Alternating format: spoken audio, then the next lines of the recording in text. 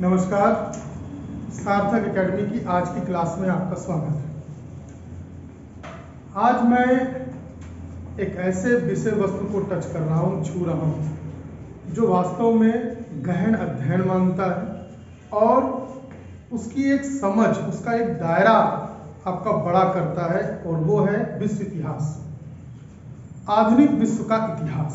आपको भी पता है, यूपीएससी के सिलेबस में हिस्ट्री के विषय में तो है ही, साथ ही साथ विदेश नीति को भी समझने में ये सहायक होता है, फॉरेन पॉलिसी को समझने में भी सहायक है। भारत का कद जैसे जैसे वैश्विक स्तर पर बढ़ रहा है, वैसे वैसे भारत की विदेश नीति अब आम जनमानस की समझ में आना भी आवश्यक होता जा रहा है, और इसके लिए जरूरी है कि आधुनिक विश्व इतिहास की कुछ घटनाओं का हमें भरपूर अध्ययन होना चाहिए। देखिए, विश्व इतिहास और भारत का इतिहास पढ़ते समय जो भी इतिहास के स्टूडेंट नहीं रहे हैं, उनके सामने कुछ समस्याएं हैं। मैं पहले उन पर चर्चा कर लूं, फिर विषय वस्तु पर आता हूं। आधुनिक विश्व का इतिहास शुरू होता है 15वीं शताब्दी से। पहली समस्या तो मेरे यहीं से आ गई होगी आपके सुनते ही। अगर मैं कोई भी घटना माफ करिएगा, कोई भी घटना अगर मैं उठाता हूं तो समस्या आती है कि उसका बैकग्राउंड आपको नहीं पता है। मैं कहूंगा, अगर पुनर्जागरण हुआ तो मानव स्वभाव है, तर्क उत्पन्न होते हैं, लॉजिक आपके स्वभाव में आएगा कि पुनर्जागरण काल कैसे आ गया, क्यों हुआ, किस लिए हुआ। मैं कहूँ भौगोलिक खोज का एक दौर शुरू हुआ, तो आपके मन में यह प्रश्न आएगा कि भौगोलिक खोज क्यों शुरू हुई, क्या कारण थी, क्यों लोग दुनिया को खोजना चाहते थे और नई जगहों को क्यों खोज रहे थे। तो ऐसी चीजों से आपको उस विषय की समझ कमजोर हो जाती है, क्योंकि वो क्वेश्चन आपके दिमाग में पड़ा रहता है और हर बार आप उसी का आंसर ढूंढने का प्रयास करते रहते हैं।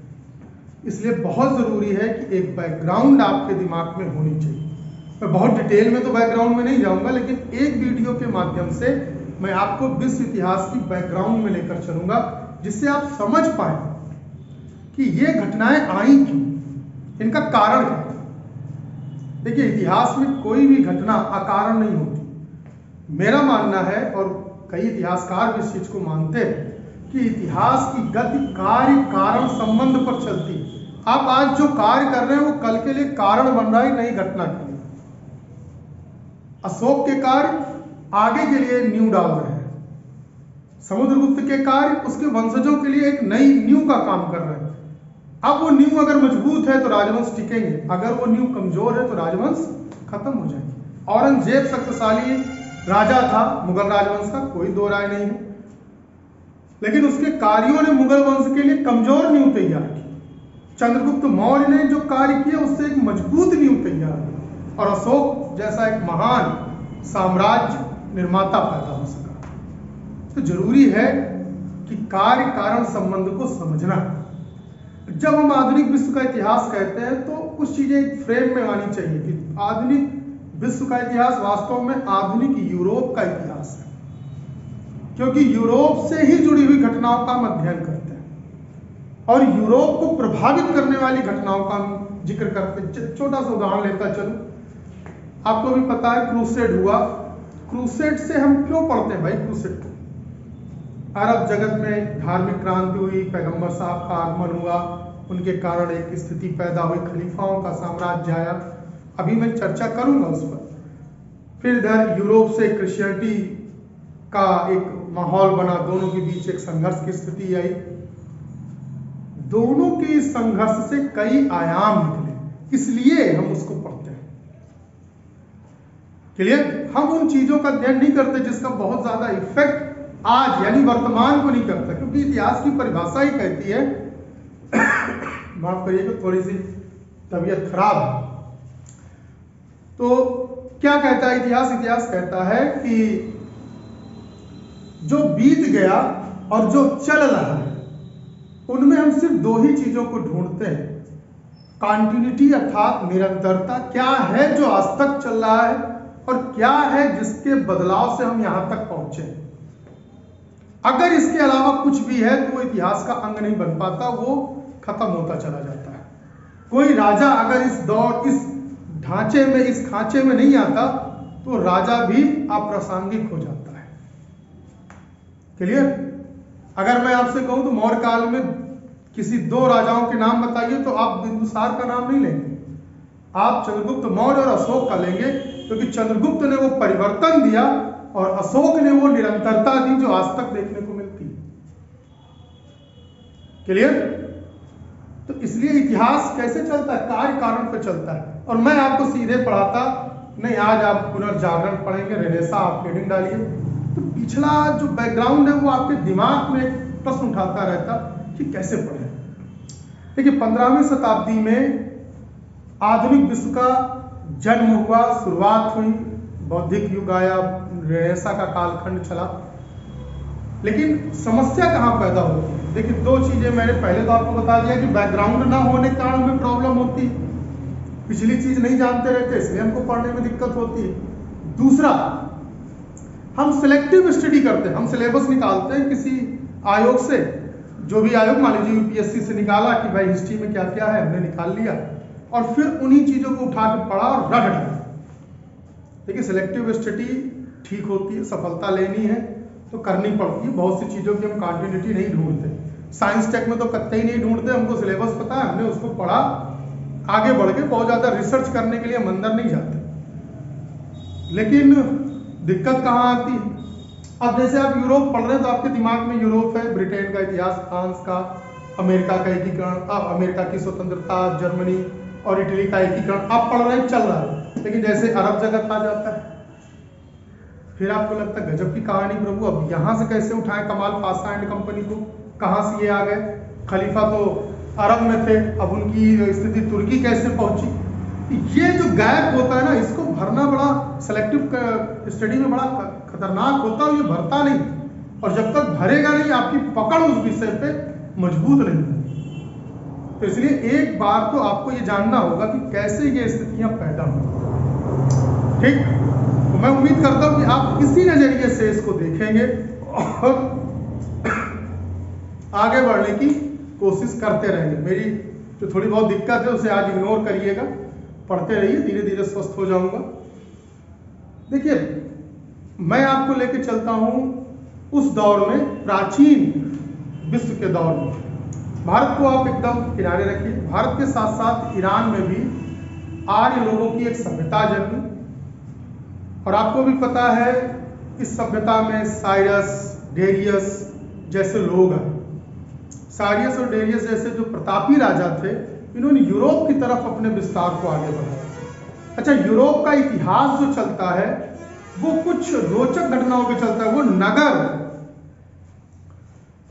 नगर राज्यों के तौर पर चलता है। ऐसे चलता है जैसे नगर राज्य चलते हैं, एथेंस, स्पार्टा, मकदूनिया, ठीक, ये जो राज्य हैं ये नगर राज्य हैं। और जब डेरियस और साइरस ने पश्चिमी जगत की तरफ अपना विस्तार किया तो उनकी टक्कर हुई स्पार्टन से। स्पार्टा एक लड़ाकू कौम थी, यूनान के क्षेत्र में जन्मी इस सभ्यता ने बहादुरी के साथ फारस का सामना किया। स्पार्टन पर तो कई मूवियां भी बनी है, 300 BC हॉलीवुड की मूवी उसी पर बनी है। इस संघर्ष का परिणाम ये हुआ कि एथेंस और स्पार्टा के बीच कलह पैदा, क्योंकि स्पार्टन ने बड़ी बहादुरी से फारस को रोका, कोई दो राय नहीं है इसमें। और अगला संघर्ष किससे शुरू हुआ? एथेंस से। एथेंस और स्पार्टन के बीच जो संघर्ष पैदा हुआ, इसका लाभ उठाया मकदूनिया के फिलिप ने। नाम सुनते ही कई लोगों के दिमाग में क्लिक हो गया होगा कि ये सिकंदर का बाप तो नहीं, बिल्कुल सही समझाया आपने, ये सिकंदर के पिताजी ही हैं जिन्होंने इस लाभ को उठाया और अपने साम्राज्य में एथेंस स्पार्टा का विलय करना शुरू कर दिया। लेकिन याद रखिएगा, फिलिप की दिली इच्छा थी स्पार्टा को जीतने की, लेकिन अंतिम क्षण तक फिलिप स्पार्टा को नहीं जीत पाया। और स्पार्टा को छोड़कर जो यूनान के बेल्ट में नगर राज्य आए थे, उनका विलय मकदूनिया में। अब एक छोटे छोटे राज्यों से एक ठीक ठाक राज्य यूरोप में बन चुका था। फिलिप का उत्तराधिकारी हुआ सिकंदर, महत्वाकांक्षी व्यक्ति था, कोई दो राय नहीं। उसने सबसे पहले क्या किया, फिनीशियन नगर को जीतकर मिस्र पर अपना अधिकार जमाया। कहां से जीता भाई? फिनीशियन भूमध्य सागर में लड़ाकू लोग कॉर्थेज जनजाति थी जिनके द्वारा बसाया गया राज्य था, उसे जीतकर इसने मिस्र पर अधिकार किया और भारत की तरफ इसने चलना प्रारंभ किया। लेकिन ब्यास नदी के मुहाने से इसे नंद की ताकत का आभास हुआ और वापस लौटना पड़ा। परिणाम स्वरूप 33 वर्ष की आयु में बेबीलोनिया में इसकी मृत्यु हुई। अब इसकी मृत्यु ने कुछ नए समीकरण पैदा कर दिए। ध्यान दीजिएगा, इसकी मृत्यु के पश्चात गृह युद्ध शुरू हो गया। इसके सेनापतियों में आपसी संघर्ष। टॉलमी ने मिस्र पर अधिकार कर लिया, सेल्यूकस ने एशिया के क्षेत्र में जीते गए राज्यों पर अपना अधिकार जमा लिया और उसने भारत पर भी आक्रमण किया। उस समय चंद्रगुप्त मौर्य यहां राजा हुआ करते थे, परिणाम स्वरूप उनसे पराजय हुई। तीसरा, एंटीगोनस ने मकदूनिया पर अपना कब्जा जमा लिया। तो तीन सेनापतियों ने तीन भूभागों पर अधिकार किया। टॉलमी ने मिस्र पर, सेल्यूकस ने सिकंदर के एशियाई भाग पर और एंटीगोनस ने मकदूनिया के क्षेत्र पर अपना नियंत्रण स्थापित कर लिया। साथ ही साथ अब अगर आपसे कोई पूछे कि भाई इसका निष्कर्ष क्या निकला, ईरान पर एक शक्तिशाली राजवंश, हकमानी राजवंश शासन करता था, उसे लगातार संघर्ष का सामना करना पड़ा और तीसरी बार के युद्ध में सिकंदर ने उसे धूल चटा दी। मतलब सिकंदर ने छोटे छोटे बिखरे हुए राज्यों को एक कर दिया। इसका परिणाम मैं आपको भारतीय संदर्भ में समझाता हूं। भारत में पश्चिमोत्तर हिस्से में जहां आज पाकिस्तान बसा है, वहां कई छोटे छोटे गणराज्य और राज्य थे। इनको एक करके सिकंदर ने 4 हिस्सों में बांटा और उनके ऊपर एक गवर्नर नियुक्त कर दिया जिसका नाम था फिलिप। चंद्रगुप्त ने उसी को मारकर उनकी विश्वसनीयता जीत ली और उन्हीं की सेना की दम पर मगध को जीत लिया गया। तो सिकंदर का आक्रमण दिखने में भले भारतीय साहित्य में उसका उल्लेख ना हुआ हो, लेकिन सिकंदर ने ताकत किसको दी? चंद्रगुप्त मौर्य को दी। ऐसे उसने हर एक राज्य, हर एक क्षेत्र में एक अवसर प्रदान किया अपनी मृत्यु के साथ कि लोग आगे आए और 3 राजवंश आगे आए। क्षमा करिएगा, मिस्र, टॉलमी एशियाई क्षेत्र में, सेल्यूकस और एंटीगोनस ने मकदूनिया पर कब्जा करके यह स्थिति पैदा कर दी। अब परस्पर संघर्ष इनके बीच शुरू हुए, ताकत कमजोर होने लगी। इसी बीच एक रोचक घटना ने जन्म लिया। रोम के मैदानी भूभाग में रहने वाली जनजातियों में संघर्ष शुरू हुआ और उन्होंने एक राजवंश की स्थापना करके रोम साम्राज्य की स्थापना करने की सोची। अब रोम के साम्राज्य को चुनौती कौन दे रहे थे? यूनानी, मकदूनिया, एथेंस, स्पार्टा, खर।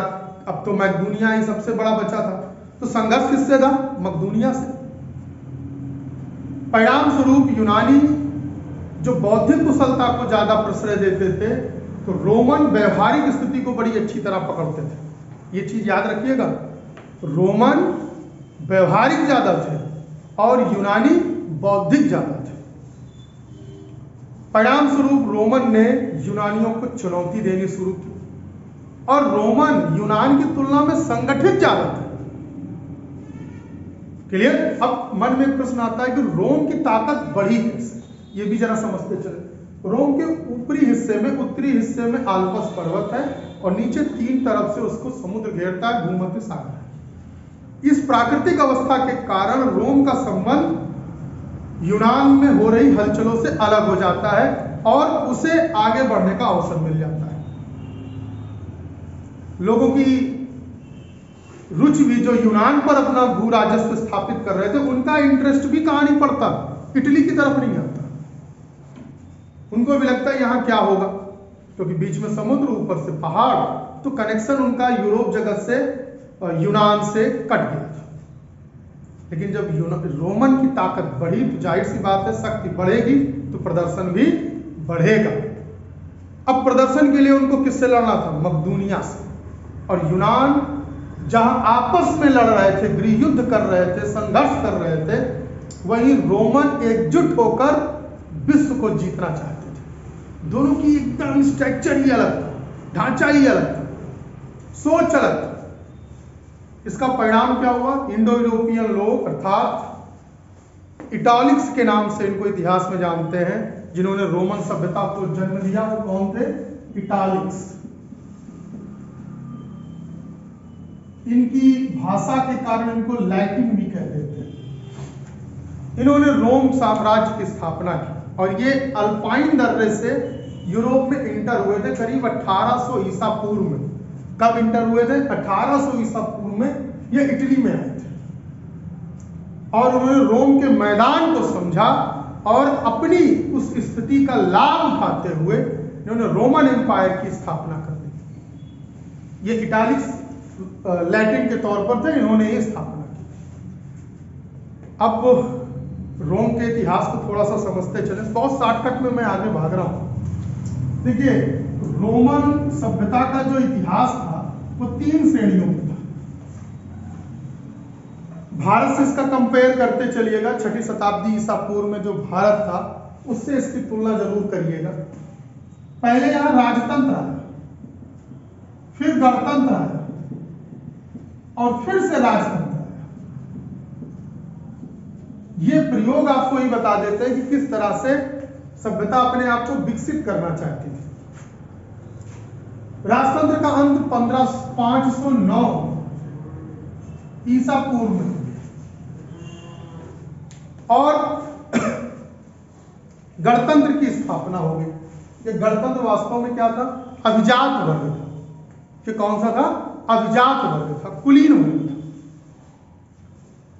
गणतंत्र ने सामाजिक और आर्थिक अधिकार एक वर्ग विशेष को सौंप दिए, जिन्हें हम पैटिशियन कहते थे। क्या कहते थे? पैटिशियन। सारे सामाजिक, आर्थिक, राजनीतिक अधिकार किसको मिल गए? इन्हीं पैटिशियन को। ये कुलीन वर्ग था, एलीट वर्ग था। पैटिशियनों के हाथों में जब ये साम्राज्य आया, इन्होंने सामूहिक तौर पर शासन व्यवस्था को जन्म दिया। ऐसी स्थिति में पूरे रोमन इटली का एकीकरण करने के बाद, इटली के भूभाग पर कब्जा करने के बाद, पैटिशियन के नेतृत्व में ये गणराज्य या रोम सभ्यता के लोग भूमध्य सागर की तरफ आए और यहां इनका सामना हुआ कार्थेज जनजाति द्वारा बसाए गए फिनीशियन साम्राज्य से। परिणाम स्वरूप कई संघर्षों के बाद 146 ईसा पूर्व में कार्थोज के साम्राज्य को पराजय झेलनी पड़ी और रोमन सभ्यता का भूमध्य सागर पर अधिकार है। इस अधिकार के साथ ही रोम की ताकत बढ़ गई और इस अधिकार में 3 लोगों की भूमिकाएं निकलकर सामने आई। एक तो सैनिक जनरल उभर कर सामने आए जिन्होंने नेतृत्व किया, सैनिक जनरल। नंबर 2 पॉम्पे, ये एक प्रसिद्ध शासक है। मैं आपको बताना चाहूंगा कि पॉम्पे शासक को ही मारकर जूलियस सीजर तानाशाह बना था। तो पॉम्पे के नेतृत्व में विजय हुई थी। और तीसरा था जूलियस सीजर। नाम तो सुना होगा भाई, जूलियस सीजर। बाकी बाद में आपको पता है पॉम्पे और जूलियस सीजर के बीच एक संघर्ष हुआ, क्योंकि जूलियस सीजर ने 49 ईसा पूर्व में अपने आप को रोम का तानाशाह घोषित कर दिया। हालांकि रोम की गणतंत्री व्यवस्था का भी खात्मा नहीं किया गया था, लेकिन डिसीजन, सुप्रीम डिसीजन किसका हो गया? लोगों के समूह से निकालकर, पैटिशियन समूह से निकालकर किसके हाथ में आ गया? Julius Caesar. पॉम्पे ने इसे चुनौती दी, एक युद्ध हुआ और पॉम्पे द ग्रेट थी मृत्यु हुई। परिणाम स्वरूप 44 ईसा पूर्व 49 में जूलियस सीजर ने अपने आप को तानाशाह डिक्टेटर घोषित कर दिया था और 44 ईसा पूर्व में जूलियस सीजर की मृत्यु हो गई। इसके बाद एक क्राइसिस का दौर शुरू हुआ, आंतरिक विद्रोह, लेकिन ज्यादा दिन तक ये स्थिति चल नहीं पाई क्योंकि अगस्टस नाम का व्यक्ति रोमन नेतृत्व में आया। अगस्टस बड़ा नाम है, इसके सिक्के हमें दक्षिण भारत की सभ्यताओं में मिलते हैं। अगस्टस ने शांति व्यवस्था बनाई और अगस्टस के उत्तराधिकारी टिबेरियस ने, फिर से नाम सुनिएगा, टिबेरियस ने स्वयं को सम्राट घोषित करके गणतंत्र व्यवस्था का जो बचा खुचा पर्दा था उतार दिया। मतलब गणतंत्र वास्तव में किसके समय खत्म हो चुका था? जूलियस सीजर के ही समय, जब 49 में उसने तानाशाह घोषित कर दिया। लेकिन पूर्ण रूप से खत्म कब किया गया? जब टिबेरियस ने कह दिया कि अब गणतंत्री व्यवस्था नहीं, फिर से किंगडम आ जाएगी। तो राजतंत्र से चले थे और फिर हम कहां पहुंच गए? राजतंत्र। टिबेरियस के बाद उसके उत्तराधिकारियों में डायोक्लेसियन का नाम आता है। ये नाम आपको याद रखना है, डायोक्लेसियन। इसने सबसे पहले रोमन साम्राज्य को दो भागों में बांट दिया। रोमन साम्राज्य अब तक काफी फैल चुका था, इसके प्रभाव में मिस्र भी आ चुका था, मतलब अफ्रीका के भूमध्य सागरीय तटीय देश आ चुके थे।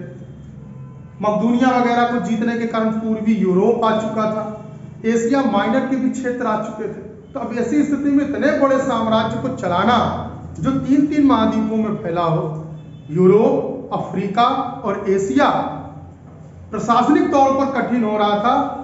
तो डायोक्लेसियन ने कहा इसको दो हिस्सों में तोड़ देते हैं और क्या निर्णय लिया कि पूर्वी साम्राज्य की राजधानी वेजेटाइन को बनाएंगे और पश्चिमी राज्य की राजधानी रोम को बनाएंगे।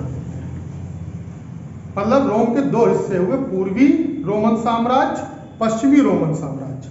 पूर्वी रोमन साम्राज्य की राजधानी किसको बनाया गया? वेजेटाइन को, और पश्चिमी की बनाया गया रोम।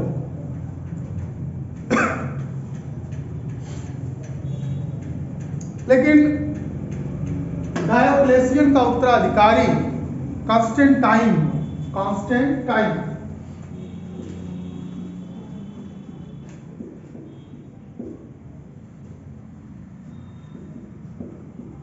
इसने इस विभाजन को खत्म कर दिया और कहा नहीं, ये गलत है, हम एक जगह चलाएंगे। अगर ताकत बटेगी तो सम्राट की स्थिति कमजोर होगी।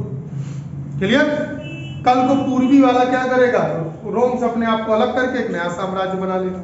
तो इस डर के कारण कॉन्स्टेंटाइन ने इसको भंग कर दिया, लेकिन ये स्थिति बहुत दिन तक नहीं चल पाई। जैसे ही इसकी मृत्यु हुई, रोम फिर से वही दो व्यवस्थाओं में बदल गया। पूर्वी साम्राज्य वेजेटाइन, जहां बहुत से कलाकारों ने अपनी आश्रय प्राप्त किया। दूसरा हिस्सा रोम के प्रभाव में रहा, पश्चिमी हिस्सा रोम के राजधानी के तौर पर। अब इंपॉर्टेंट क्या है? वेजेटाइन का जो चरित्र था वो यूनानी इफेक्ट का था। ठीक, यूनानी इफेक्ट का होने के कारण क्या था? गुटबाजी ज्यादा थी और पश्चिमी पर रोमन एम्पायर का प्रभाव था। 476 ईसा पूर्व आते आते रोमन साम्राज्य का पतन हो गया और इसका कारण ये नहीं था कि जर्मन अर्ध बर्बर लोगों ने इस पर आक्रमण करने शुरू कर दिए। ये तो तत्कालिक कारण था। आंतरिक गुटबाजी, आर्थिक घोटालेबाजी, भ्रष्टाचार, इन सब से लोगों का मन ऊब रहा था और अर्ध बर्बर जर्मन लोगों के जब आक्रमण हुए तो ये स्थिति खुलकर सामने आ गई कि रोम अंदर से खोखला हो चुका है और 476 ईस्वी आते आते रोमन एम्पायर का अंत हो गया। लेकिन पूर्वी रोमन वेजेटाइन साम्राज्य लगभग 1000 वर्षों तक अपने अस्तित्व को बनाए रखा और वो कब तक जीवित रहा? 1453 ईस्वी तक। इसी की केंद्र थी कुस्तुतुनिया। ठीक, अब मैंने आपको एक कहानी के माध्यम से 1453 तक पहुंचा दिया, लेकिन आप भी जानते एक गैप बन गया। 476 से 1453, 1000 साल सर आपने तो ऐसे लपेट दिया, बैकग्राउंड में फिर अपने गैप कर दिया। अब शुरू होता है सीरियल का दूसरा हिस्सा। इसके बाद घटना का जो केंद्र बना वो बना अरब जगत। कौन सी कहानी का केंद्र आया? अरब जगत। अब तक आपने एक हीरो की कहानी सुन ली, वो था यूरोप। अब दूसरे पार्ट पर आते हैं, क्योंकि लड़ाई के तो दो पक्ष होते हैं ना, एक पक्ष तो होता नहीं, दूसरा पक्ष भी अब हमको जिंदा करना है। वो कौन सा था? अरब जगत। तो अब आएंगे हम अरब जगत। अरब जगत में 7वीं शताब्दी में हलचल थोड़ी तेज हुई। अब हम आगे बढ़ेंगे, अरब जगत की हलचल पर अपना केंद्र स्थापित करेंगे और देखेंगे कि यहां क्या चल रहा था। देखिए, अरब एक ऐसे सेंटर में फंसा था कि भारत की स्थिति और यूरोप की स्थिति दोनों से वो जुड़ता था। अरब का व्यापार भारतीय भूभाग या भारतीय उपमहाद्वीप से खरीदकर यूरोपीय क्षेत्र में सप्लाई करने वाला था, इसलिए वो दोनों के इतिहास से प्रभावित होता है। 7वीं शताब्दी में अरब जगत में जो तरह तरह की जनजाति कबीले थे, उनको एक व्यक्ति ने एकजुट करना शुरू कर दिया। नाम था पैगंबर मोहम्मद साहब। 622 में इनको मक्का में दिक्कत महसूस हुई और उन्होंने मदीना की ओर प्रस्थान कर दिया। जाहिर सी बात थी, अगर आप एक नई व्यवस्था लेकर आ रहे हो और पुरानी व्यवस्था चल रही तो आपको चुनौती मिलेगी और संकट प्राण तक आ सकता है, क्योंकि धर्म का नशा बड़ा खतरनाक नशा होता है। और ये स्थिति 622 में पैगंबर साहब को देखने को मिली। परिणाम स्वरूप 622 में पैगंबर साहब मक्का से मदीना की ओर आ गए और इसे इस्लाम जगत में, इस्लाम के इतिहास में हिजरी नाम दिया गया। मतलब इस्लामिक कैलेंडर की शुरुआत इसी घटना से मानी जाती है। उन्होंने प्रजातांत्रिक मूल्यों को स्थापित करने का प्रयास किया। अपने जीवन काल में मजबूरी में जब संकट अत्यधिक बढ़ता गया तभी उन्होंने संघर्ष की अनुमति दी। लेकिन जब हजरत साहब की 630 ईस्वी में मक्का पर पूर्ण रूप से नियंत्रण स्थापित हुआ तो इस्लाम की स्थिति अरब जगत में काफी मजबूत हुई। लेकिन जल्द ही पैगंबर साहब की मृत्यु हो गई। अब खलीफाओं का दौर शुरू हुआ और 4 प्रमुख खलीफा आए, हजरत अबू बकर, हजरत उमर, हजरत उस्मान और फिर से सुनिएगा, हजरत अली। फिर से मैं चारों लोगों के नाम बता रहा हूं, हजरत अबू बकर, हजरत उमर, हजरत उस्मान और हजरत अली। हजरत अबू बकर के बाद दूसरे खलीफा हजरत उमर, जो 634 से 644 तक खलीफा रहे,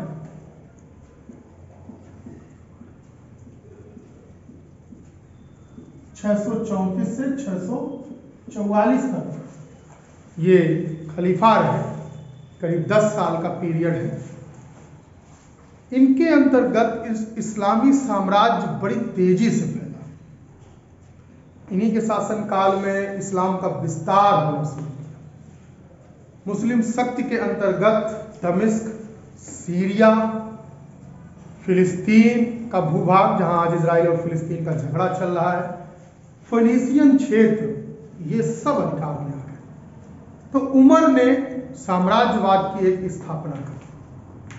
कालांतर में शक्ति बढ़ती गई और मिस्र वगैरह क्षेत्र भी प्रभाव में, फारस और मेसोपोटामिया की भूभाग पर अधिकार करते ही ये पूरब की तरफ भी बढ़ने लगा। खलीफाओं के दौर में एक विवाद खड़ा हो गया। आपको भी पता है, हजरत अली पैगंबर साहब की पुत्री फातिमा के पति थे, अर्थात पैगंबर साहब के दामाद थे, और इनकी हत्या के साथ ही शिया सुन्नी का विवाद सामने उभर कर आया। शिया संप्रदाय और सुन्नी संप्रदाय के बीच संघर्ष खलीफाओं की वैधानिकता को लेकर है। शिया संप्रदाय कहते हैं कि पैगंबर के असली उत्तराधिकारी हजरत अली ही थे। सुन्नी संप्रदाय मानता है कि नहीं, अबू बकर, उमर, उस्मान थे। तो ये स्थिति का संघर्ष शुरू हुआ। खिलाफत का जैसे ही अंत हुआ, उम्मैद खलीफाओं के दौर में राजधानी दमिश्क बन गई। उम्मैद खलीफाओं के दौर में किसकी राजधानी बनी? दमिश्क। और यह वंश 750 ईस्वी तक शासन करता रहा।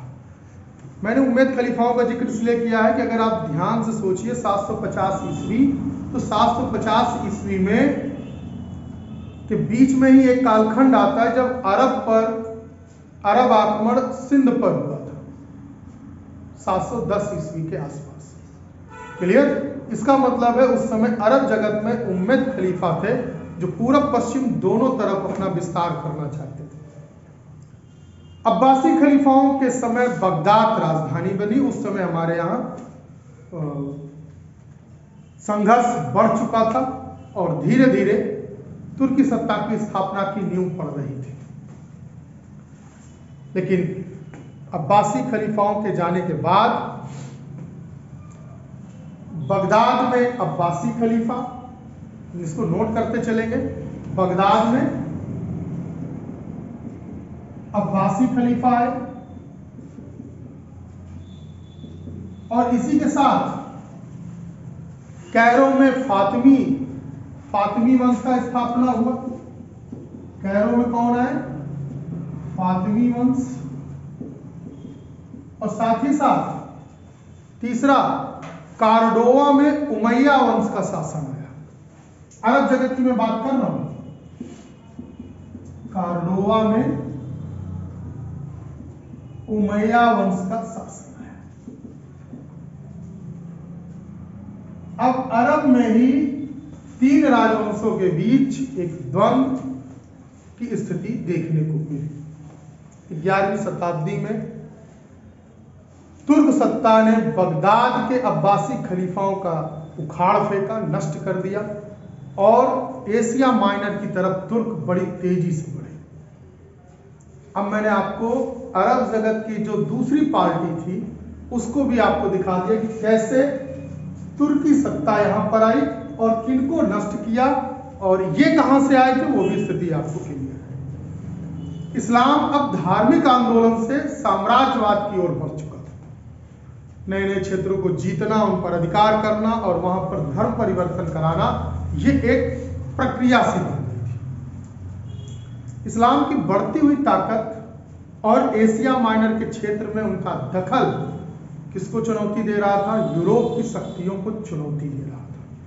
अब यहां से जो शुरुआत होती है वो अरब बनाम यूरोप के संघर्ष की होती है और यही हमारे आधुनिक स्टैंजा की शुरुआत है, आधुनिक यूरोप की शुरुआत बन जाता है। तो अब हमें क्या देखना है कि यूरोप में इसका क्या इफेक्ट, यूरोप में इस समय क्या हो रहा था वो हमको देखना है। हजरत पैगंबर और इन गतिविधियों का यूरोप में किस तरह से तैयारी की जा रही थी या यूरोप की क्या डर था, उसे अब हमें समझना है। जो अरब जगत बड़ी तेजी से एशिया माइनर की तरफ आ रहा था उसका क्या असर। देखिए 476 ईस्वी तक रोमन साम्राज्य का पूर्ण रूप से अंत होने लग गया और ऐसी स्थिति में रोम साम्राज्य की कब्र पर एक नया राजवंश आया जो पादरियों का था, धर्माचार्यों का था, इसलिए उसको पवित्र रोम साम्राज्य कहा गया। मतलब एक राज्य आया पवित्र रोम साम्राज्य, दूसरा राज्य आया बाइजेंटाइन, ठीक। लेकिन बाइजेंटाइन साम्राज्य का बड़ी तेजी से पतन हुआ और धीरे धीरे छोटे छोटे कई राजवंशों का उदय होना शुरू हुआ। रोम का पवित्र साम्राज्य वो रोम तक ही सीमित रह गया। वो अपने यूरोप में फ्रांस, जर्मनी और स्पेन, मिस्र, इन सब के दावों को छोड़ चुका था।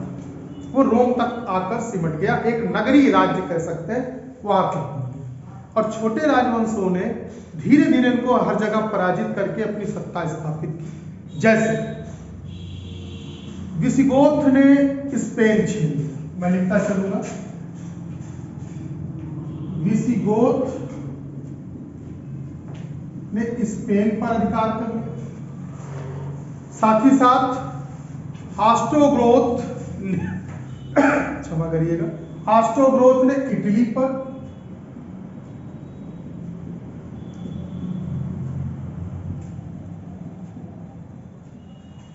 क्लियर।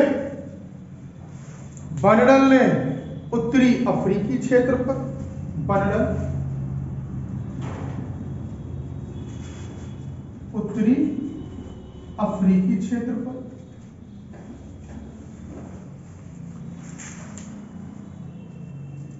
ठीक। एंजल और सैक्सन ने ब्रिटेन पर अधिकार कर लिया।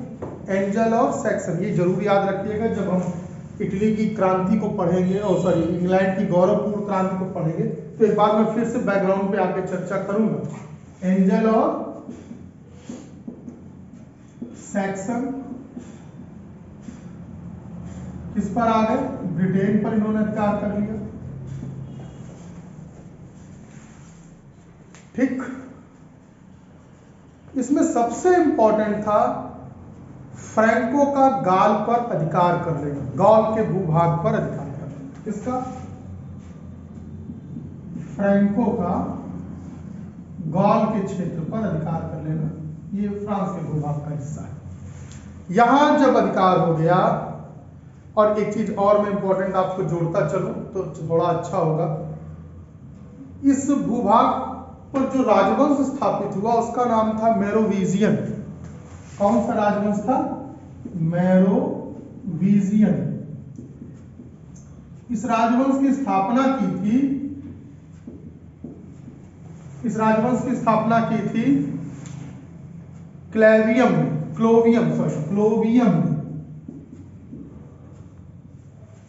एक प्रतापी राजा माना जाता है। 465 से 511 ईस्वी तक इसने शासन किया था, और इसी ने किसकी स्थापना की?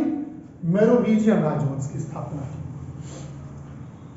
जैसे ही ये राजवंश कमजोर हुआ, तो जो व्यवस्था मेरोविजियन ने गॉल के क्षेत्र में बनाई थी, जिसमें मेयर ऑफ द पैलेस कहे जाते थे, एक छोटे छोटे हिस्सों में बांटा पूरे फ्रांस के भूभाग के क्षेत्र को, और उनको मेयर ऑफ द पैलेस करके एक पद बनाया।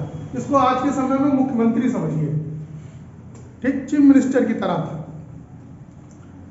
और जैसे ही मेरोविजियन संप्रदाय बड़ी तेजी से, मेरोविजियन वंश का अंत होने लगा, कमजोर शासक आए, तो मेयर ऑफ द पैलेस के लोगों ने सत्ता अपने हाथों में ले ली।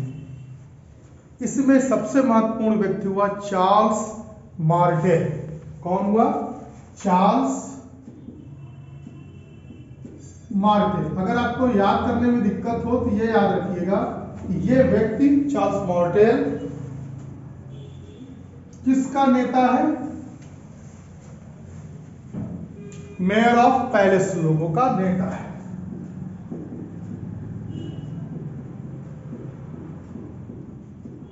इन्होंने सत्ता अपने हाथ में ली, और चार्ल्स मार्टेल ने जिस राजवंश की स्थापना की उसका नाम था कैरोलिजियन। कौन था? कैरोलिजियन वंश। चार्ल्स मार्टेल कैरोलिजियन वंश का था, और क्लोवियम मेरोविजियन वंश का था। ये एकदम तैयार रखिएगा, ये बैकग्राउंड में है, एक इंपॉर्टेंट फैक्ट है। चार्ल्स मार्टेल का नाम इसलिए इंपॉर्टेंट है, इस व्यक्ति ने यूरोप की तरफ बढ़ रहे अरब या इस्लाम की ताकत को रोक दिया, और ये इसकी उपलब्धि मानी जाती है, क्योंकि इस्लाम से टक्कर कैसे ली जाए ये एक चुनौती बना हुआ था, और इस चुनौती को किसने ध्वस्त कर दिया? Charles Martel. क्लियर? और चार्ल्स मार्टेल के कारण यूरोप के वो भूभाग जहां आज इस्लाम नहीं पसर पाया, या जहां इस्लाम का आज प्रसार नहीं हो पाया, वो क्षेत्र माना जाता है चार्ल्स मार्टेल के कारण ही बचा। चार्ल्स मार्टेल ने इस्लाम के जब आक्रमण को रोका, तो उसका इफेक्ट ये हुआ कि इसकी ख्याति बढ़ने लगी। ठीक। लेकिन इसी समय कुछ आक्रमणकारी प्रीनीज पर्वत को पार करके, पेरेनिथ जिसे कहते हैं, फ्रांस के भूभाग में घुस गए। चार्ल्स मार्टेल ने 732 में ट्रूस की लड़ाई लड़ी, 732 ईस्वी में ट्रूस की लड़ाई लड़ी और इन घुसपैठियों को बुरी तरह से पराजित कर दिया। ट्रूस की लड़ाई 732 ईस्वी बहुत इंपॉर्टेंट है। जो पेरेनिज पर्वत को पार करके इसके राज्य में प्रवेश कर गए थे, उन्हें इसने बहुत बुरी तरह से पराजित कर दिया। इसका पुत्र हुआ पेपिन। इसका पुत्र कौन था? पेपिन। चार्ल्स मार्टेल का पुत्र हुआ पेपिन। देखिए पेपिन ने क्या किया? पेपिन मोरियोविंज जो बचा हुआ मेरोविंजियन राजवंश था, इसे पूर्ण रूप से खत्म कर दिया। कभी कभी एग्जाम में पूछ भी लिया जाता है कि मेरोविंजियन वंश को पूर्ण रूप से किसने खत्म किया? तो पेपिन ने खत्म किया। किसने खत्म किया? पेपिन ने उस राजवंश को पूर्ण रूप से अंत कर दिया। अब पेपिन की चुनौती किससे थी? पेपिन से मदद मांगी पोप ने। किसने मदद मांगी? पोप ने। और किसके विरुद्ध? लोम्बार्डो के विरुद्ध। पोप ने किससे मदद मांगी? लोम्बार्डो से। लोम्बार्डो लगातार पोप के साम्राज्य को चुनौती दे रहे थे। पोप ठहरे धार्मिक व्यक्ति, लड़ना जानते नहीं, एक साम्राज्य जरूर बना लिया था। तो उन्होंने किससे मदद मांगी? पेपिन से। पेपिन ने लोम्बार्डो को पराजित ही नहीं किया, बल्कि इनके द्वारा जीते गए भूभाग को भी छीनकर किसको दे दिया? पोप को। अब पोप को जो उपहार में भूभाग मिला, उनकी ताकत बढ़ी, तो पोप ने भी पेपिन के साम्राज्य को धार्मिक रूप से मान्यता दे दी। क्लियर? तो अब फ्रांस पूरे यूरोप जगत में एक रोल मॉडल बनकर सामने आ चुका था। किसके लिए? कि धार्मिक मान्यता और प्लस ताकत दोनों अगर किसी राजवंश के पास थी, तो किसके पास थी? फ्रांस के राजवंश के पास। और उसका नेतृत्व करता कौन था? पेपिन। अब आप समझेंगे कि इतना प्रभुत्व फ्रांस का क्यों था, फ्रांस की क्रांति क्यों पढ़े भाई हम? क्योंकि फ्रांस की क्रांति यूरोप में कई क्रांतियों को जन्म दे देती है। क्योंकि फ्रांस रोल मॉडल था और हर राजवंश उसकी नकल करना चाहता था, जिसे पोप भी सम्मान दे और जिसे जनता भी सम्मान दे। क्लियर? इसकी शुरुआत कहां से हुई? पेपिन और चार्ल्स मार्टेल से। कहानी को थोड़ा और आगे बढ़ाएंगे। इस समय इटली में पोप के साम्राज्य की जब स्थापना बढ़ने लगी, तेजी से उसकी प्रभुत्व बढ़ा, क्योंकि अब पेपिन भी उसके नेतृत्व में सुरक्षा प्राप्त कर रहा था। पेपिन भी रोम को सुरक्षा दे रहा था। तो दोनों में अब सुधार था और दोनों बड़ी तेजी से आगे बढ़ रहे थे। लेकिन पेपिन का पुत्र हुआ सारलमा। कौन हुआ? सारलमा। ये पेपिन का पुत्र है सारलमा। सारलमा ने 768 से 814 तक शासन किया है। 768 से 814 तक। ये एक महान विजेता और साम्राज्यवादी माना जाता है। इसने लगभग 50 युद्ध लड़े और अपनी शक्ति और सत्ता का विस्तार किया। दूर दूर तक फ्रांस की ताकत अब गूंजने लगी थी। अंतिम कालखंड में साम्राज्य के विस्तार में इसने बेल्जियम, स्विट्जरलैंड, हॉलैंड, उत्तरी स्पेन, पश्चिमी जर्मनी और उत्तरी इटली तक को जीत लिया। उत्तरी इटली को मैंने जानबूझ के लास्ट में रखा है, क्योंकि इटली अभी तक पवित्र रोमन साम्राज्य अपनी बपौती मानता था, लेकिन उसकी बपौती पर चोट किसने कर दी? सारलमा। क्लियर? तो अब आपको मिल चुका है कि 8वीं-9वीं शताब्दी तक फ्रांस के नेतृत्व में एक बड़ी ताकत खड़ी हो चुकी थी। अब आपको मैं स्ट्रक्चर बताऊं। अब अगर सैनिक ताकत आपको रखनी है और कम से कम वेतन देना है, तो जागीरों के आधार पर आप नेतृत्व दे सकते थे। और यही व्यवस्था क्या कहलाई? नाइट्स, सामंतवाद। क्योंकि इनको संघर्ष करना था, अधिकार बनाना था, प्रभुत्व रखना था और सत्ता हमारे हाथ से निकलकर किसी और के हाथ में ना चली जाए, आपको भी पता है यूरोप के जितने क्षेत्रों का मैंने नाम लिया, Netherlands, Belgium, Spain, Sweden, Germany, इनमें पहाड़ी राज्य हैं, कई पर्वत श्रृंखलाएं हैं। अब ऐसी स्थिति में उन पर नियंत्रण बनाना कठिन था, और किसी एक व्यक्ति को अगर वहां शासन दे देते तो उस पर नियंत्रण कर पाना भी कठिन था, क्योंकि वो एकजुट होकर कभी भी विद्रोह कर सकता था। इसलिए सामंतों को जिंदा किया गया, या सामंतवाद को यूरोप में लाया गया। अब आप समझ चुके हैं, दो चीजों का पतन होना आधुनिक युग के लिए बहुत इंपॉर्टेंट था। नंबर एक, धर्म के आवरण से हर चीज को देखना बंद करना था, अर्थात तर्क और विज्ञान को लाना आवश्यक था। और दूसरा, सामंतवाद के पतन से नई राजनीतिक व्यवस्था को, और यह चुनौती तब मिली जब इस्लाम बढ़ती हुई ताकत के तौर पर और इधर सामंतवाद बढ़ती हुई ताकत के तौर पर आपस में टकराए। क्लियर? तो ये अध्याय तक मैंने आपको यहां पहुंचा दिया कि दोनों शक्तियां कैसे आमने सामने आकर अब खड़ी हो चुकी थी। तो अब हम इसके आगे बढ़ते हैं।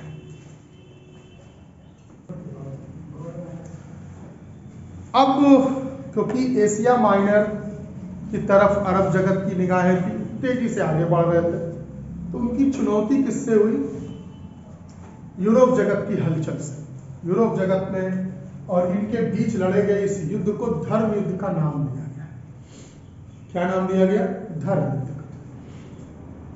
देखिए, आपसे एक प्रश्न पूछा जाता है कि पुनर्जागरण इटली में क्यों हुआ, मैं उस पर चर्चा तो करूंगा ही। 1453 में क्रूसेड वार हुआ, जिसे हम कुस्तुनिया का पतन भी कहते हैं। कब हुआ था? 1453, कुस्तुनिया का पतन। इसके बाद धर्म के नाम पर यूरोप जगत के लोगों ने साफ कह दिया कि हम अरब से कोई संबंध नहीं रखें, और अरबियों के संबंध यूरोप से खत्म हो गए। समस्या क्या फंसी, जरा वो देखिएगा। क्योंकि अरब क्या था? अब तक भारत से सामान को खरीदता था, यूरोप को सप्लाई देता था, या भारतीय भूभाग से या भारतीय उपमहाद्वीप के क्षेत्रों से सामान खरीद कर किसको देते थे? यूरोप को। अब स्थिति ये आ गई कि संबंध बिगड़ गए, धर्म की लड़ाई के नाम पर क्रूसेड वार हुई, कस्तूनिया का पतन हुआ। लेकिन इटली को लगा कि इसमें हमारा बेनिफिट है। इटली के व्यापारियों ने धर्म की जो बातें थी उसे दरकिनार करते हुए किससे व्यापारिक संबंध बनाए? अरब जगत से, और वहां से सस्ते में लेना और बहुत महंगे में यूरोप को बेचना। देखिए, ये एक स्थिति को समझते चलिएगा। कभी कभी आपका जो इस तरह का स्टैंड होता है ना, वो आपकी आइडेंटिटी को ही खो देता है।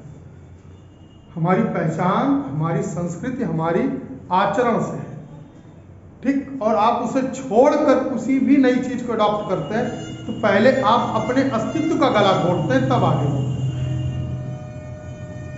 इटली की इस गतिविधि से यूरोप जगत के लोग बेहद नाराज हुए कि जहां धर्म के नाम पर हमारा गला काटा जा रहा है, वहां आप उनसे व्यापारिक संबंध रख के उनको आर्थिक उन्नति दे रहे हैं। इसका हल निकालने की बात चलने लगी, और इसका हल पुर्तगाल और स्पेन ने निकालने के लिए नए रास्ते खोजने की शुरुआत की। अब आपकी एक लिंक मैंने दे दिया कि भौगोलिक खोज क्यों शुरू हुई। पुर्तगाल और स्पेन की इस होड़ में बाद में ब्रिटेन, फ्रांस के लोग भी कूद पड़े। आपको भी पता है, कुछ नई चीजें खोजी गई। जैसे मैं आपसे चर्चा कर दूं पहले कि पुर्तगाल, हेनरी द नेविगेटर का नाम आपने सुना है। स्पेन में फर्डिनेंड और इसाबेल और फर्डिनेंड, ये दो नाम जरूर याद रखिएगा कि फर्डिनेंड और इसाबेल ने खोज की शुरुआत करवाई।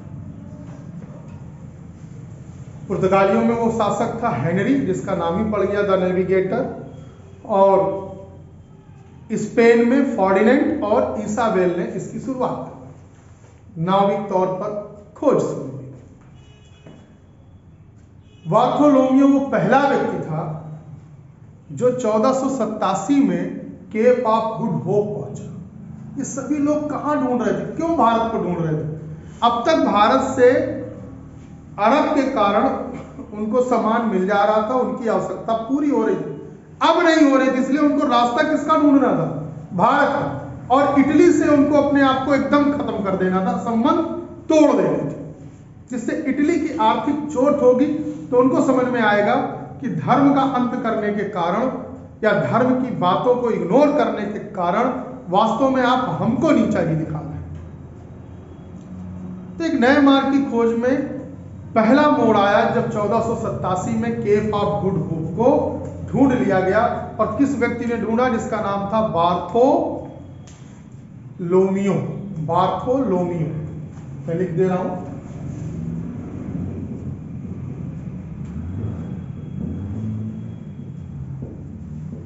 (1487) में इस व्यक्ति ने केप ऑफ गुड होप की खोज कर दी। वास्को डी गामा ने 1498 में कालीकट केरल में पहुंचकर भारत की मार्ग को खोज लिया और यह बहुत बड़ी घटना यूरोप के इतिहास की है।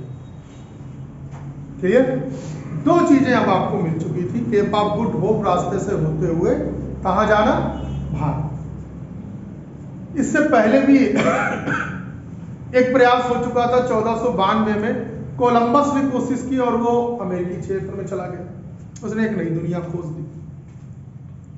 इसी बीच मैगलन नाम का एक नाविक हुआ और उसने 1519 से लेकर 1522 तक समुद्र में पूरी धरती का एक चक्कर ही लगा दिया।